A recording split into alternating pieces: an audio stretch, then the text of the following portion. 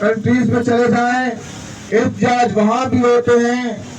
ریاست کے خلاف آواز وہاں بھی ہوتی ہے، لوگ وہاں بھی اپنا ووٹ دیتے ہیں اور پوچھتے ہیں کہ ہم اس ریاست کے خلاف رہنا چاہتے ہیں کہ نہیں رہنا چاہتے، مگر وہاں تو کوئی جبر نہیں ہوتا، وہاں تو کسی کو قتل نہیں کیا جاتا، وہاں تو کسی کو اٹھایا نہیں جاتا، مگر ہماری ریاست یہ ہے کہ یہاں جو آواز اٹھائے تو اس کو قتل کرو، مارو، گم کرو اور اس کا اس دھرتی سے نام و نشان مٹاؤ۔ اس کا مطلب یہ ہے کہ وہ کمزور حالت میں ہے، وہ ان لوگوں کو اور پاکستان کے دوسرے لوگوں سے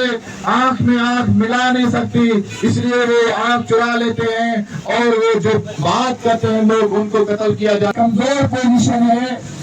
اگر اس طرح آپ کا رویہ لوگوں کے ساتھ، اس طرح آپ کا رویہ بلوچوں کے ساتھ، اس طرح آپ کا رویہ سندھیوں کے ساتھ اور بہت مظلوم طبقات اور قوموں کے ساتھ رہا تو میرے خیال میں آپ ریاست کو اور زیادہ کمزور کریں گے اور ریاست کو اپنے منطقی انجام تک لے جانے میں آپ کا ہی ہاتھ ہوگا۔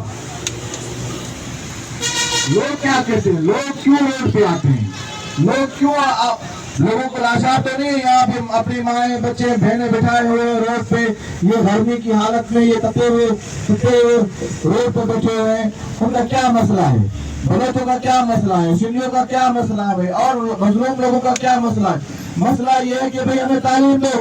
مسئلہ یہ ہے کہ ہمیں ریاست کے اندر برابری دو، مسئلہ یہ ہے کہ ہمارے یونیورسٹی ہماری ہونی چاہیے، ہمارے وسائل ہمارے ہونے چاہیے، ہماری ترقی ہمارا حق حکمرانی ہونا چاہیے، ہم خوشحال ہوں، ہم ترقی یافتہ ہوں، ہم برابری کے بنیاد بھی آپ کے ساتھ رہیں۔ مسئلہ تو سمپل سا ہے،